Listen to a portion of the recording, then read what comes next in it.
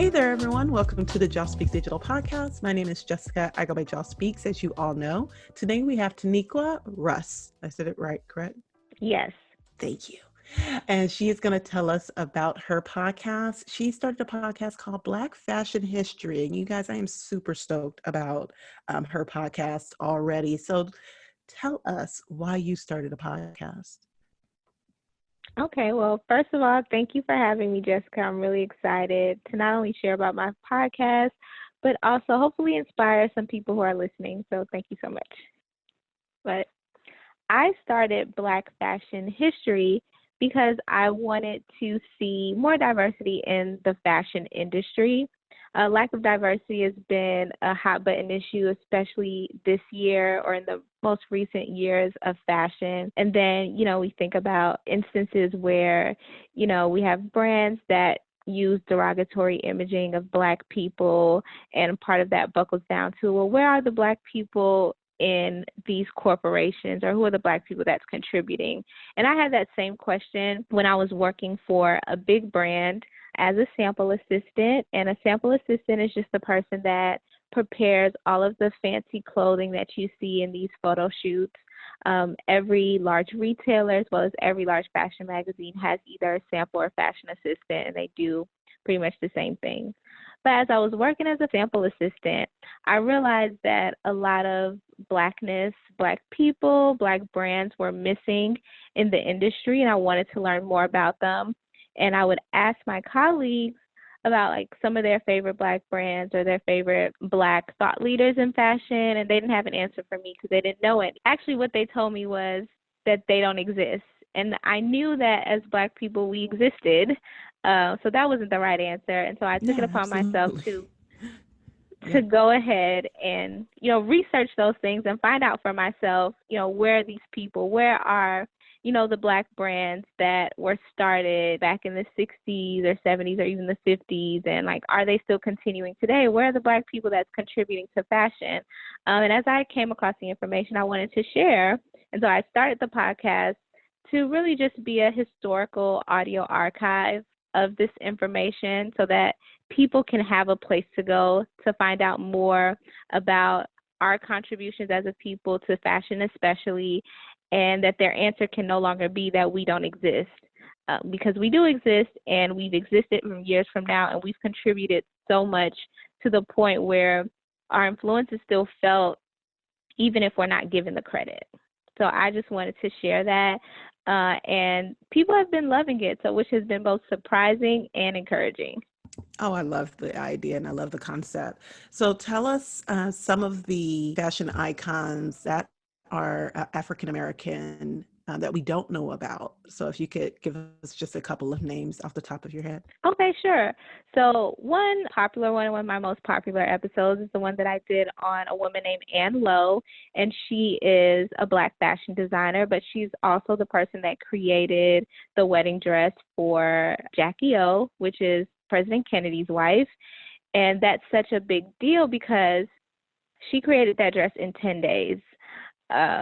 She originally spent, I believe, 5 months creating the dress and the bridesmaids' dresses for Jackie O, and then her workshop was completely flooded, so all of those things were destroyed, and then she was able to recreate all of those dresses, which is about 9 dresses in total, and one of those dresses being a huge wedding dress, and she was able to create that in 10 days and have it prepared for the wedding to the bride without anybody knowing that her workshop just flooded. The sad part about that is that up until recently, she hadn't received any credit for that dress. When asked by Jackie O, or when newspapers or people asked Jackie O who made her dress, she just said, "Oh, a color dressmaker." My podcast is able to share with people the story behind that. Ann Lowe is not just a color dressmaker; she's a person, and she's a person that was such a boss. She created this amazing dress that everyone's fawning over in 10 days. Absolutely. And I believe that dress sits at the African American Museum at the Smithsonian. So you'll be able to see that there, as well as some other things. And then another popular Black icon that a lot of people don't know about is Zelda Wynn Valdez, and she has been credited with creating the Playboy bunny outfit. Huh, So okay. she's right, exactly. She used to do a lot of work with Hugh Hefner while he had the Playboy bunny clubs, or they weren't the Playboy clubs. And they were just clubs around here with waitresses, like your average run of the mill, I guess, 50s or 60s club. I don't know what they're doing then. But she used to do some work there, and she used to host fashion shows there. And the story goes that, Hugh Hefner needed somebody to make some really cool outfits for his waitresses. And he loved her style because it was all about just accenting a woman's body and showing off curves. And so he commissioned her to create that. Oh, that's awesome. Oh my gosh. So I believe there's also another one too.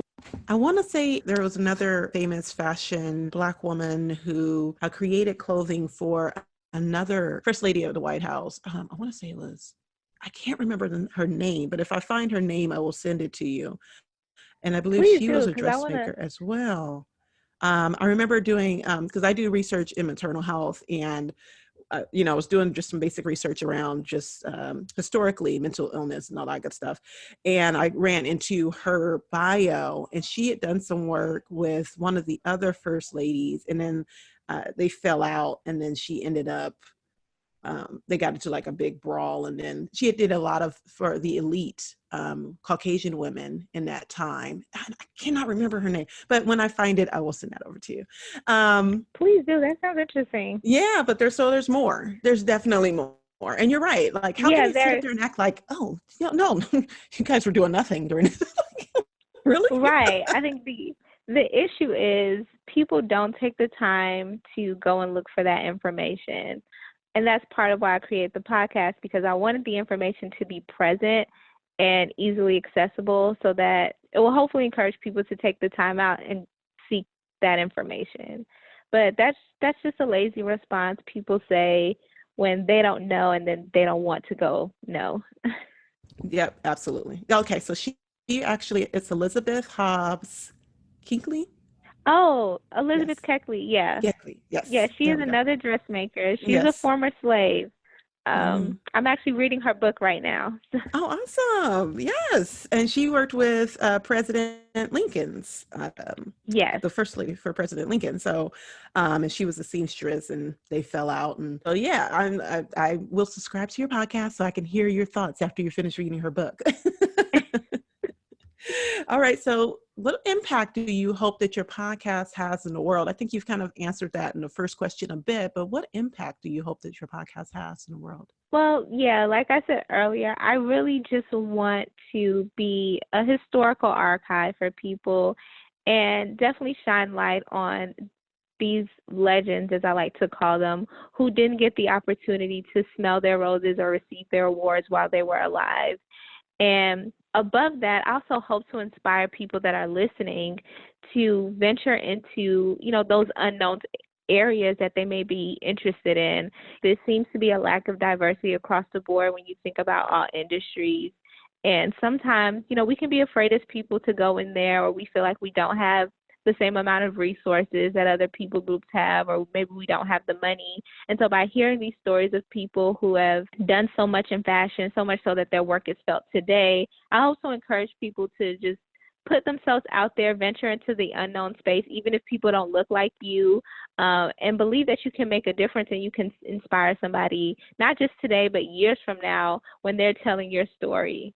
Absolutely. Because I mean, these women were working in late 1800s, early 1900s. So if you think Right, of racism now, that was, yeah, right. they had to endure and overcome and fight through a ton. So it's like now we can really get out there and start making an impact. And if they were able to do it back then we could definitely do it now. So I love that. That's Absolutely. amazing. Yes. So moving into my last question, what is the one thing you want everyone to know about podcasting? I think I want people to know that podcasting is easy. And I know there's some people that will hate me for saying that, but I think that's a powerful thing to understand, because before I started my podcast, I was so overwhelmed with information.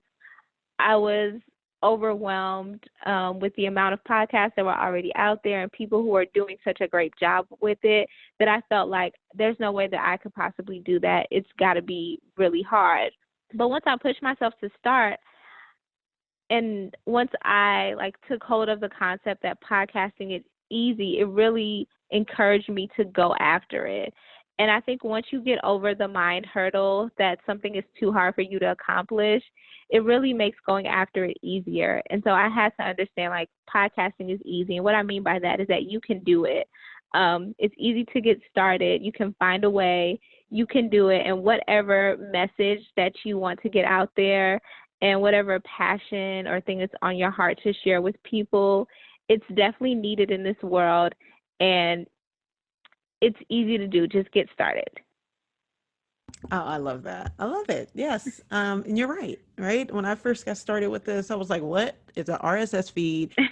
And we didn't have Right. Anchor. Like Anchor was not existent when I started podcasting. So it was kind of like you had to know what an RSS feed, you had to know how to put the RSS feed in their little system so that they get Right. it. I was like, and I didn't have not one Mac Apple device during that time. So I was like with my little Samsung trying to figure it out. I was like, yeah, this is not gonna work. So anywho, it was a struggle, but then I got over that But hurdle you and I just figured it started talking to out. people. Exactly. And it's kind of like with anything, you know, when you first get started with anything, it's going to be a little bit intimidating and like, oh my gosh, you might get frustrated, but then you'll overcome that. And then you'll find that you're able to develop these relationships that are amazing from your podcast. I'm not sure if you've experienced that, but I certainly have. No, I definitely have. Yeah. And I realized that it's a lot scarier than you think. I mean, it's a lot Hmm. less scary than you think, Yeah. especially once you start getting in the groove of things, putting yourself out there. It becomes a much better experience. You learn, you grow, like you said, you meet great people, Hmm. and you do what you're always meant to do. So go for it. Yeah, absolutely. I love it. All right. So thank you so much for getting digital with us. Tell us where everyone can find your podcast, where they can find you, all your social media handles and links, all that good stuff. Okay, great. Well, you can find the podcast on all podcasting platforms. So that's Apple, Spotify, if you have Anchor, Stitcher, all of those good things.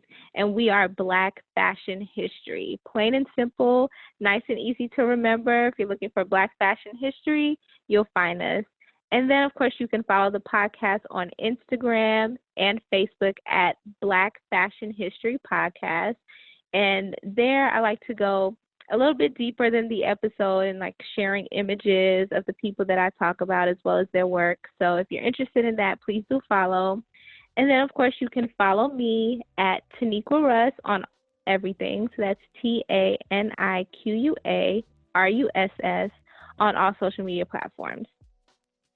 Awesome. Thank you so much for coming on. Thank you so much for having me. Yes, we will definitely check out Black Fashion History Podcast.